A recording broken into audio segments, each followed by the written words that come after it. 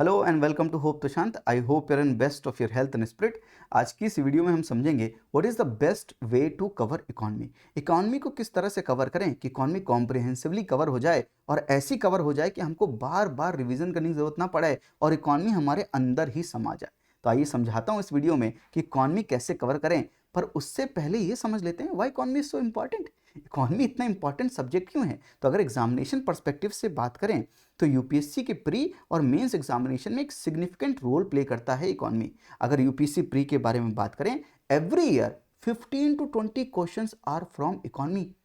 15 to 20% weightage जो pre का paper का होता है वो इकॉनमी से होता है, 30 to 40 मार्क्स। और 2023 के बारे में याद कीजिए, 2023 के प्री का कट ऑफ 75 मार्क्स था, विच मीन्स अगर 30 से 40 मार्क्स का इकॉनमी है तो economy is playing a significant role ताकि आप ये बैरियर क्रॉस कर सको। और economy is relatively easy subject, क्योंकि इकॉनमी के जो सवाल आते हैं they are very conceptual in nature.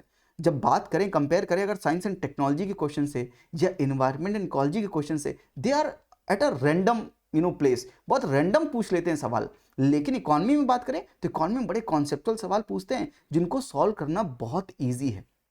और अगर मेंस के बारे में बात करें तो GS3 मेंस में इकॉनमी मेंशन है और वहां पर आपको 100 नंबर की इकॉनमी, 100 मार्क्स की इकॉनमी पूछी जाती है यूपीएससी मेंस में GS3 में इकॉनमी। और 100 मार्क्स में 50-60 मार्क्स गेन करना बड़ा आसान है। अगर आप 50 to 60% मार्क्स गेन कर लेंगे तो GS3 में आपके ओवरऑल मार्क्स भी बहुत अच्छे हो जाएंगे। टॉपर्स के मार्क्स भी 100, 95। क्यों थोड़ी से लोअर साइड होते हैं एस्पिरेंट्स के मार्क्स? बिकॉज इकॉनमी के आंसर्स बेहतर नहीं लिख पाते हैं, और इकॉनमी के आंसर अगर बेहतर लिखेंगे तो GS3 इकॉनमी और GS3 एज अ होल दोनों में अच्छा परफॉर्म कर पाएंगे। तो इकॉनमी की इंपॉर्टेंस है क्योंकि इकॉनमी यूपीएससी एग्जामिनर खुद पूछता है बैठ के। I hope you got the point. लेकिन अगर डेली लाइफ के पर्सपेक्टिव से समझे तो आपके जीवन में सबसे इंपॉर्टेंट क्या है? Yes, spiritualism is very important, but materialism is also important, क्योंकि आप चाहते हैं कि आपके घर का सबसे मेन टॉपिक क्या होता है? पैसा। आप अभी तक कमा नहीं रहे हैं, क्या नहीं कमा रहे हैं? पैसा। आपकी इज्जत नहीं हो रही, क्यों नहीं हो रही? क्योंकि आप क्या नहीं कमा रहे? पैसा। घर का सारा सामान कैसे आएगा? पैसे से। आप 10 लाख का पैकेज है, 25 लाख का पैकेज है, 30 लाख का पैकेज है, वैल्यू बढ़ रही है किसकी? आपकी। क्यों? क्योंकि आप क्या कमा रहे हैं? पैसा। तो अगर आप सेंट्रल थीम देखें अपनी लाइफ का, तो एक money, economy is playing a central core theme in your life also. तो इकॉनमी किसी भी पर्सपेक्टिव से देखें, इंडिविजुअल पर्सपेक्टिव से देखें, देश के पर्सपेक्टिव से देखें, दोनों पर्सपेक्टिव से इंपॉर्टेंट है। भारत क्या बनना चाहता है? Global leader. ग्लोबल लीडर कैसे बनेगा? इकॉनमी को बढ़ा के। $5 ट्रिलियन की इकॉनमी को हमें अचीव करना है। किसके बारे में बात कर रहे हैं? इकॉनमी के बारे में बात करें। अगर इकॉनमी समझ पाएंगे तो पॉलिटी क्या करना चाहती है, पॉलिटी क्या है, सोसाइटी क्या है, इंटरनेशनल रिलेशंस क्या है, रिलेशंस क्या हैं, किसके लिए हैं, किस चीज के लिए हैं? पैसा और पावर के लिए। तो क्या चल रहा है? इकॉनमी। आई होप इतना मैंने समझा दिया, आप समझ सकते हैं कि इकॉनमी क्यों इंपॉर्टेंट है। और इस एग्जामिनेशन में आपका गोल होना चाहिए कि 90% प्लस एक्यूरेसी रहे प्री के सवालों में इकॉनमी के, और 60% प्लस मार्क्स गेन कर पाए मेंस में। इसको करने का क्या तरीका है वही मैं समझाने जा रहा हूँ। यस। अच्छा, इकॉनमी की कौन सी किताबें पढ़ें, या इकॉनमी को कवर करने के लिए, कॉम्प्रिहेंसिवली कवर करने के लिए अगर आप खुद से करना चाहते हैं तो आपको क्या क्या करना पड़ेगा, कौन सी बुक्स को पढ़ना पड़ेगा? देखिए, सबसे पहले एनसीईआरटी पढ़िए, क्योंकि बेसिक लेवल से शुरू कीजिए। 9 से 12th क्लास की एनसीईआरटी पढ़ लीजिए। फिर उसके बाद थोड़ा सा अपने आप को एडवांस करने के लिए आप रमेश सिंह या संजीव वर्मा की स्टैंडर्ड किताबें पढ़ सकते हैं। साथ में जब बजट इकोनॉमिक सर्वे आएगा, आपको बजट इकोनॉमिक सर्वे दोनों पढ़ना पड़ेगा, क्योंकि चाहे प्री एग्जामिनेशन में देखें चाहे मेंस एग्जामिनेशन में देखें, दोनों से ही बजट और इकोनॉमिक सर्वे से सवाल पूछे गए हैं and they play a significant role. जैसे कि मैंने बोला आपको, मेंस में इकोनॉमिक सर्वे का रेफरेंस देकर पूछ लेते हैं and economic survey as mention नहीं करते हैं, जैसी बात है, लेकिन जो सवाल पूछते हैं वो इकोनॉमिक सर्वे की टर्मिनोलॉजी से रेफरेंस लेता है। साथ में इकोनॉमिक सर्वे में उसका जवाब भी छुपा होता है, उसका एनालिसिस भी छुपा होता है। इसलिए इकोनॉमिक सर्वे बजट करना बहुत ज़रूरी है। साथ में डेली जो न्यूज़पेपर में करंट अफेयर आते हैं या जो मंथली मैगजीन में करंट अफेयर अपेयर होते हैं, उन करंट अफेयर के साथ साथ उनका बैकवर्ड लिंकेज की स्टैटिक क्या अटैच्ड है, वो दोनों समझना बहुत ज़रूरी है। अगर आप ये करेंगे तो आपकी इकॉनमी कॉम्प्रिहेंसिवली कवर हो जाएगी। अगर ये सब नहीं करना चाहते हैं तो मैं आपको 1 पॉइंट सोर्स देता हूं। जब मैं कॉम्प्रिहेंसिव इकॉनमी कोर्स जो कि 10th of December से शुरू होने वाला है, आप इन सबको रिप्लेस कर सकते हैं मेरे नोट से। जो मैं आपको समझाऊं, जो पढ़ाऊं, अगर आप वो पढ़ लेंगे, वो नोट्स बना लेंगे, मैं आपसे कह सकता हूं पूरे कॉन्फिडेंस के साथ आपको इकोनॉमी में परेशान नहीं होना पड़ेगा, बार बार रिवीजन नहीं करना पड़ेगा, एक ही बार में इकोनॉमी आपके अंदर बैठ जाएगी। मैं समझाता हूं कि हम इकोनॉमी किस तरह से कवर करेंगे। पहले ये देख लीजिए कि इकोनॉमी का सिलेबस क्या है। GS3 सिलेबस में मेंशन इकोनॉमी कि सबसे पहले लिखा है इंडियन इकोनॉमी। क्या समझे भाई इंडियन इकोनॉमी से? Inclusive growth issues there in government budgeting, और उसके बाद जो ये पूरा लिखा है दिस इज एग्रीकल्चर, और उसके बाद ये जो पूरा लिखा है this is industry and infrastructure. अगर आप सही से देखें, मैंने लिखा हुआ है sector of the economy agriculture, ये पूरा मेंशन है, साथ में sector of the economy industry और इंफ्रास्ट्रक्चर का पूरा सिलेबस यहाँ पे मेंशन है। एक बार सिलेबस पढ़ लेते हैं आराम से, कोई दिक्कत वाली बात नहीं है, और फिर समझिए कि क्या नहीं लिखा हुआ है और क्या आपको और भी करना है। Yes. Major crops in various part of the country, cropping pattern, types of irrigation, irrigation systems, farm subsidies, MSPs, issues, direct and indirect. Yes, storage, transport, marketing of agro produce related issues and constraints. PDS, objective, functioning, limitation, revamping, issue of the buffer stock, food security, e-technology in the aid of the farmers, e-technology missions, economics of animal rearing and land reform. This part is agriculture part. और agriculture से 50 number का mains में पूछा जाता है। Agriculture से MSP related सवाल भी यूपीएससी ने प्री में भी पूछ रखा है। तो एग्रीकल्चर एक बड़ा इंपॉर्टेंट सिग्निफिकेंट पार्ट है GS3 सिलेबस का।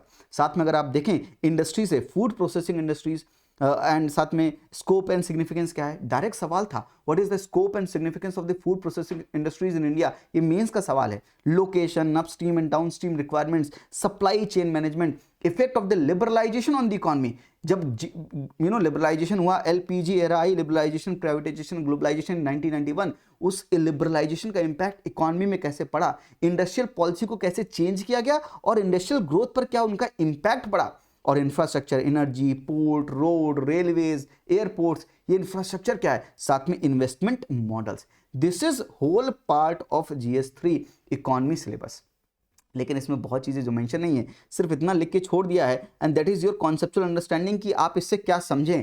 तो जिस तरह से हम कॉम्प्रहेंसिव इकोनॉमी कोर्स में कैसे करने वाले हैं, हम इसी सिलेबस को ब्रेक डाउन करने वाले हैं। तो GDP एंड रिलेटेड कॉन्सेप्ट लिखा तो नहीं है पर पढ़ना पड़ेगा। Banking and finance, what is fiscal policy, government budgeting, inflation क्या है, capital market, open economy, poverty and unemployment, international organisation, ये जो पूरा लिखा हुआ है ना, ये जो 3 लाइन ऊपर की लिखी हुई है, इसका पार्ट है ये पूरा हमको समझना पड़ेगा, and this is a bulk जो हमको करना पड़ेगा। लेकिन जिस तरह से हम करने वाले हैं, आपको ऐसा लगेगा ही नहीं कि हम इतना ढेर सारा पढ़ रहे हैं, क्योंकि जब दिमाग में एनालिसिस करेंगे और चीजें आपकी डाइजेस्ट होकर आपके दिमाग में बैठ जाएंगी, तो यूं आपकी पूरी इकोनॉमी कवर हो जाएगी और आपको समझ नहीं आएगा कि इतनी बड़ी इकोनॉमी इतनी छोटी क्यों लग रही है।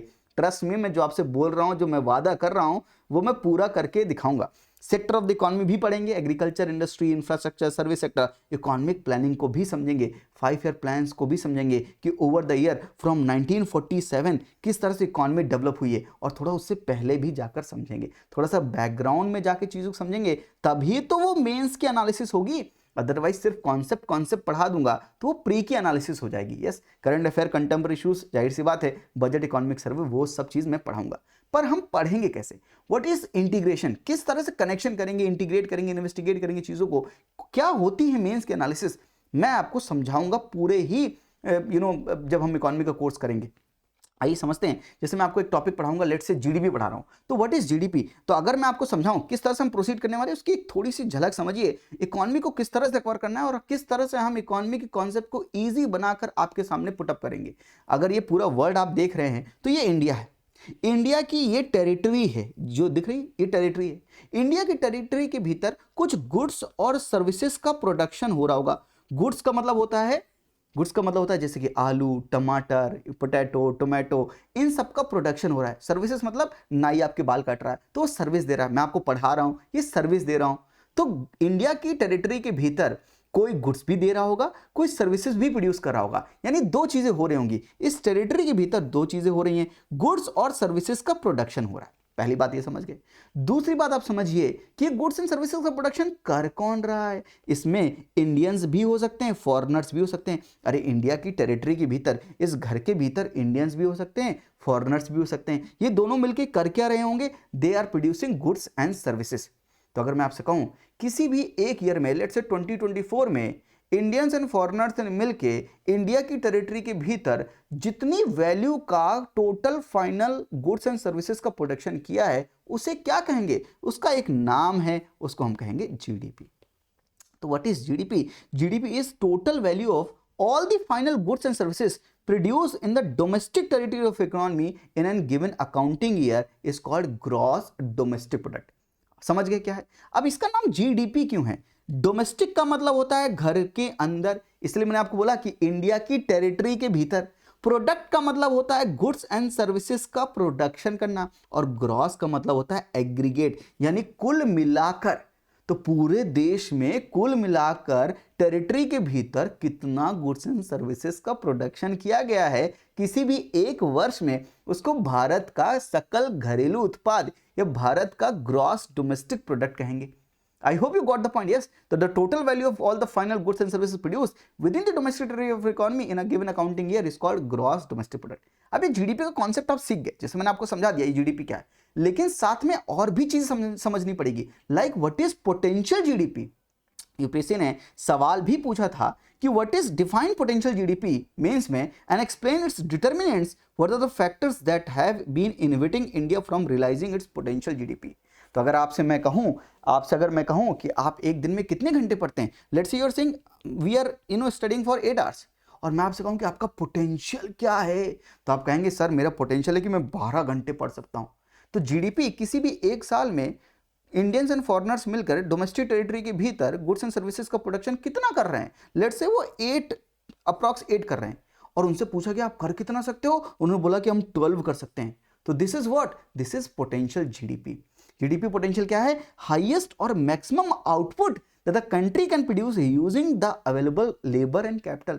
जितने लोग हैं, मजदूर हैं, जितना पैसा है आपका, उसको कांस्टेंट इन्फ्लेशन रेट में रखकर कितना हम जीडीपी को ग्रो कर सकते हैं, कितना जीडीपी ला सकते हैं, कितना मैक्सिमम आउटपुट क्रिएट कर सकते हैं, that is called GDP potential.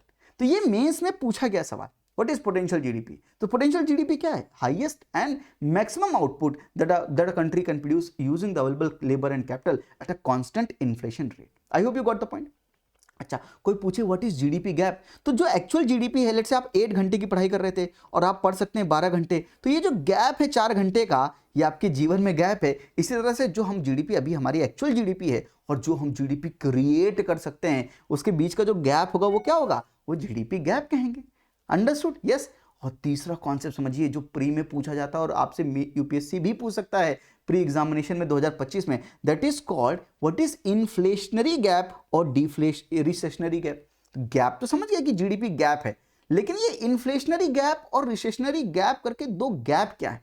Let's say कि आपका पोटेंशियल है, लेट्स से आपका पोटेंशियल है 10 आवर्स पढ़ने का। लेट्स से मैं आपको मान लेता हूं कि आप दिन में एक्चुअल कितना पढ़ते हैं? 8 घंटे। योर रीडिंग, आप एक्चुअल स्टडी कितनी करते हैं? 8 घंटे की। और मैंने पूछा कि आप दिन में कितना पढ़ सकते हैं, what is your potential? You said 10 hours.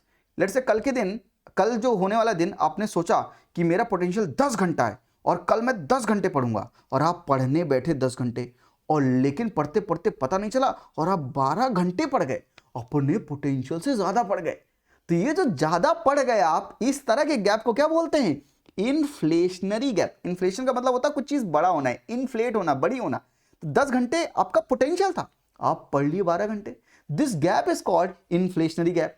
और आपने कहा था कल के दिन मेरा पोटेंशियल है 10 घंटे पढ़ने का, लेकिन किसी वजह से आप 8 घंटे ही पढ़ पाए। You are studying for 8 hours. तो ये जो कम घंटे आपने पढ़े, this gap is called recessionary gap.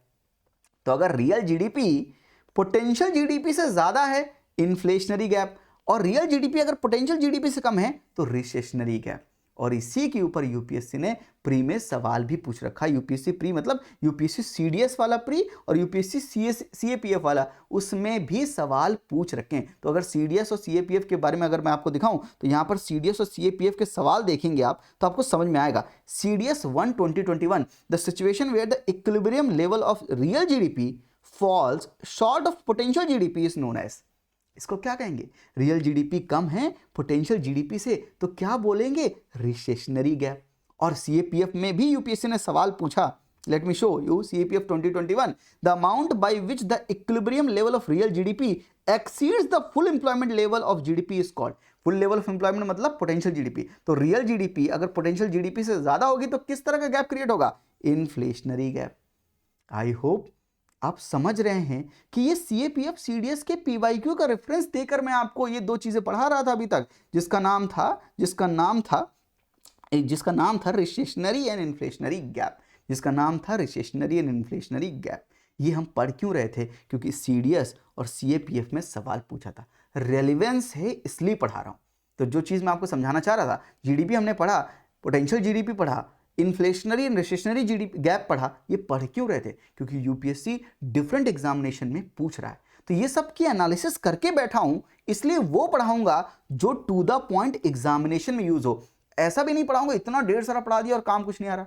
मैं वो पढ़ाऊंगा जो एग्जामिनेशन में काम आएगा और आपको मार्क्स फेच करने में मदद करेगा। I hope you got the point. सिर्फ जीडीपी पढ़ेंगे नहीं, अब मेंस का समझिए, सिर्फ जीडीपी पढ़ेंगे नहीं, जीडीपी का एनालिसिस भी करेंगे। जीडीपी कि चाइना की जीडीपी कितनी है, यूएसए की जीडीपी कितनी है। अगर यूएसए की जीडीपी लेट्स से $24 ट्रिलियन की जीडीपी है, चाइना की जीडीपी 19 ट्रिलियन डॉलर की जीडीपी है और इंडिया की जीडीपी 3-4 ट्रिलियन डॉलर की जीडीपी है, तो हम चाइना से कितना पीछे हैं, यूएसए से कितना पीछे, और हम ग्लोबल लीडर बनने के बारे में बात कर रहे हैं। तो क्या जो हम सपने देख रहे हैं वो सपना कितना देखना सही है और उस सपने को पूरा करने के लिए हमें कहां तक जाना है, दैट इज मेंस एनालिसिस।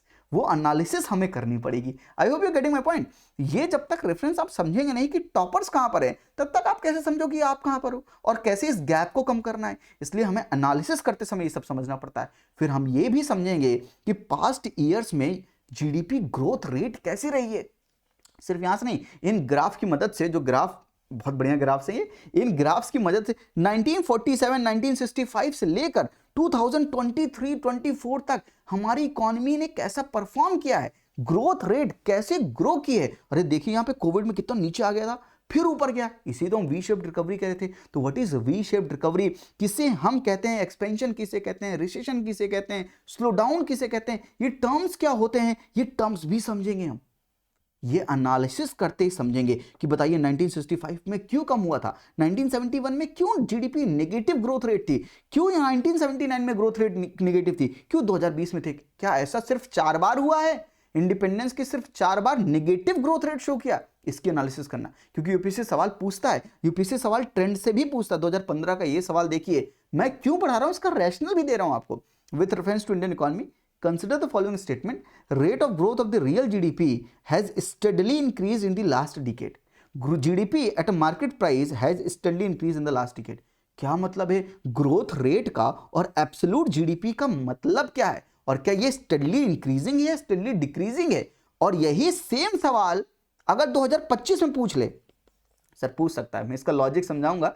जब प्रिडिक्ट द अनप्रेडिक्टेबल करेंगे तब मैं जब PYQs को अटैच करके आपको लिंकेज समझाऊंगा, तब समझिएगा मैं क्या कह रहा हूं। 2015 का ये सवाल 2025 में एज इट इज रिपीट होगा, और 2015 में जो इसका आंसर था और 2025 में इसका आंसर होगा, दोनों डिफरेंट होगा। सेम क्वेश्चन का आंसर डिफरेंट होगा, क्योंकि लास्ट डिकेड चेंज हो रहा है। इसलिए मैं कह रहा हूं ये हम क्यों पढ़ रहे हैं, ये ट्रेंड हम क्यों पढ़ रहे हैं, प्री के लिए भी ये ट्रेंड हम क्यों पढ़ रहे हैं, एनालिसिस करने के लिए भी। तो जब हमने जीडीपी पढ़ा, पूरी मेंस का पर्सपेक्टिव से एनालिसिस भी किया, तब जाके प्री प्लस मेंस हमारा कवर होगा। और उसके साथ साथ ये जीडीपी हमने सिर्फ पढ़ा नहीं, जीडीपी का लिंकेज, जब हम फिस्कल पॉलिसी पढ़ेंगे, हम बैंकिंग एंड फाइनेंस पढ़ रहे हैं, तो बैंकिंग एंड फाइनेंस में अगर आरबीआई रेपो रेट को बढ़ा रहा है तो कर क्या रहा है, रेपो रेट को बढ़ा रहा है। इन्फ्लेशन बहुत ज्यादा है, इन्फ्लेशन ज्यादा है मतलब चीजों में महंगाई है, चीजों के प्राइस बढ़ रहे हैं। बढ़ क्यों रहे होंगे? अरे किसी चीज की डिमांड ज्यादा है, सप्लाई कम है, तो उसके प्राइस बढ़ जाते हैं। जब इन्फ्लेशन होता है तो आरबीआई क्या करे, आरबीआई रेपो रेट को बढ़ाता है। रेपो रेट को बढ़ाने से क्या होता है, आरबीआई बैंकों को, माफ कीजिएगा, आरबीआई बैंक्स को कॉस्टली लोन्स देता है। तो बैंक्स कंज्यूमर को कॉस्टली लोन्स देते हैं, और जब कंज्यूमर को कॉस्टली लोन्स मिलेंगे, consumer will not take the loan. जब कंज्यूमर पैसा लोन से बैंक से लेगा नहीं, तो कंज्यूमर के हाथ में पैसे कम होंगे, पैसे कम होंगे तो consumer will demand less, demand कम होगी तो इन्फ्लेशन कम हो जाएगा। लेकिन अगर इन्फ्लेशन अगर रेंज में है 4 + 2% रेंज में है, यानी इन्फ्लेशन अगर 2 to 6% है, तो आरबीआई को क्या करना चाहिए, आरबीआई को रेपो रेट कम करना चाहिए। क्यों? इसका कनेक्शन जीडीपी से। तो आरबीआई जब रेपो रेट कम करेगा तो बैंकों को लोन सस्ता मिलेगा, बैंक कंज्यूमर को लोन सस्ता देंगे, तो लोगों के पास खूब ढेर सारा पैसा आएगा, तो लोग इन्वेस्ट करेंगे तो जीडीपी बढ़ेगी। याद है GDP by expenditure method, C+I+G+NX। तो अगर लोगों के हाथ में पैसा ज्यादा होगा तो कंजम्पशन बढ़ेगा, इन्वेस्टमेंट बढ़ेगा तो जीडीपी भी ग्रो होगी। तो इसका कनेक्शन, यानी बैंकिंग फाइनेंस पढ़ रहे हैं पर कनेक्शन जीडीपी से, फिस्कल पॉलिसी पढ़ रहे हैं कनेक्शन जीडीपी से, इन्फ्लेशन पढ़ रहे हैं तो जीडीपी से कनेक्शन है, रेपो रेट से कनेक्शन है, फिस्कल पॉलिसी से कनेक्शन है। सो दिस ऑल, यानी जो मैं आपको पढ़ाने वाला था, ये सब कुछ क्या होगा, ये एक दूसरे के साथ कनेक्टेड है सर, और ये लॉजिकल फैशन में डिजाइन किया हुआ पैटर्न है, जो जिस तरह से मैं आपको समझाऊंगा, one step will lead to other step, और ये इस तरह से आपके दिमाग में घुल जाएगा जैसे पानी में शक्कर घुल जाती है सर। मैं सच बोल रहा हूं, मैं पूरे कॉन्फिडेंस के साथ आपको ये बात बोल रहा हूं। जिस तरह से मैंने आपको अगर इकोनॉमी पढ़ा दी उस तरह से आपने पढ़ ली तो इकोनॉमी आपको बार बार रिवाइज करने की भी जरूरत नहीं पड़ेगी, क्योंकि इकोनॉमी आपके दिमाग के अंदर घुस जाएगी। आप नींद में चलते हुए भी इकोनॉमी बता सकते हैं, रात में सोते समय आपको कोई उठा देगा तो आप इकोनॉमी के बारे में बता दोगे। आप अपने पेरेंट्स को, कोई इकोनॉमिक बैकग्राउंड के पेरेंट्स है, वो आपसे डिस्कशन करना चाहते हैं, आपके कोई दोस्त हैं वो आपसे डिबेट करना चाहते हैं, या इंटरव्यू में आपसे सवाल पूछे जा रहे हैं, आप इकोनॉमी के सवालों का बेहतर जवाब, एक वेल डेप्थ एनालिसिस वाला जवाब दे पाएंगे, क्योंकि आपने चीजें इंटीग्रेटेड वे में समझी हैं। हर चीज रट नहीं सकते सर, तो मैं आपको समझाऊंगा चीजें, वो अपने आप आपको याद हो जाएंगी। That is my promise to you. सिर्फ पढ़ेंगे नहीं, समझेंगे नहीं, उसके बाद हम सारे प्रीवियस ईयर क्वेश्चंस भी करेंगे। यूपीएससी ने जितने सवाल पूछ रखे हैं सिविल सर्विस एग्जामिनेशन के प्री में, वो सब करेंगे। साथ में यूपीएससी ने सीएपीएफ में जो सवाल पूछ रखे हैं, सीडीएस में जो सवाल पूछ रखे हैं, वो सारे सवाल हम करेंगे। कहां पर? क्लास में बैठ के, क्लास में बैठ के, सामने लाइव बैठ के मैं आपको सारी चीजें करवाऊंगा। और उसके बाद समझिए, ये सब प्री के सवाल करने के बाद मेंस के सवाल लिखवाऊंगा बैठा के। मेंस के सवाल, ये सवाल आप लिखेंगे मेरे साथ बैठ के कि पोटेंशियल जीडीपी क्या है, क्या इसके डिटरमिनेंट्स है, और कौन ऐसे फैक्टर हैं जो इंडिया को अपनी पोटेंशियल जीडीपी को रियलाइज करने से रोक रहे हैं। ये सब हम साथ में बैठ के करेंगे कॉम्प्रिहेंसिव इकोनॉमी कोर्स में। और इस तरह से comprehensive economy course 1 point solution for pre as well as mains as well as interview. ये इकोनॉमी में प्री, मेंस, इंटरव्यू तीनों जगह मदद करेगा, और आपको रटने की जरूरत नहीं करनी पड़ेगी, रट्टा नहीं मारना पड़ेगा, रट्टा मारने भी नहीं दूंगा। पुष्पा 2 आ गई तो मैंने सोचा कर ही देता हूँ। रट्टा नहीं मारने दूंगा, आपको हर एक चीज याद होगी, हर एक चीज अपने आप याद होगी, क्योंकि आप चीजों को बेहतर रूप में समझेंगे। खुद से करना चाहें तो जो किताबें मैंने जो सोर्सेस बताए उससे कर सकते हैं, नो इश्यूज। इंडियन इकोनॉमी का फुल कोर्स की प्लेलिस्ट है, फुल कोर्स मतलब जो यूट्यूब पे करवाया है, वो 2020 का जो कोर्स है उसकी प्लेलिस्ट है, उसको भी मैं कमेंट सेक्शन में डाल दूंगा, डिस्क्रिप्शन में डाल दूंगा उसकी लिंक। वो चाहें तो उससे भी आप कर सकते हैं, साथ में अपना भी कर सकते हैं। लेकिन अगर आप मेरे साथ करना चाहते हैं तो कॉम्प्रिहेंसिव इकोनॉमी कोर्स ज्वाइन कर लीजिए। इस कोर्स में मैं आपसे बोल रहा हूँ, जो क्वालिटी होगी उसका कोई कंपैरिजन नहीं होगा, कंपेयर करिए भी मत। जो चीज़ मैं आपको समझा रहा हूँ अगर आपको समझ आ रही है तो आपके लिए बेस्ट है। स्मार्ट कवरेज होगा। स्मार्ट कवरेज सिलेबस का कैसे? जो चीज़ें पूछी जा रही हैं उन पे ज़्यादा फोकस, जो चीज़ें कम पूछी जा रही है उसमें उतना ही फोकस जितना फोकस हमें देना चाहिए। Budget, economic survey, current affair, contemporary issues सब कुछ करेंगे, और 90% प्लस एक्यूरेसी प्री में and 60%, more than 60% marks in mains. ये गोल अचीव करेंगे। ये कोर्स आपको ये गोल अचीव करने में मदद करेगा। इस कोर्स की लिंक डिस्क्रिप्शन में है।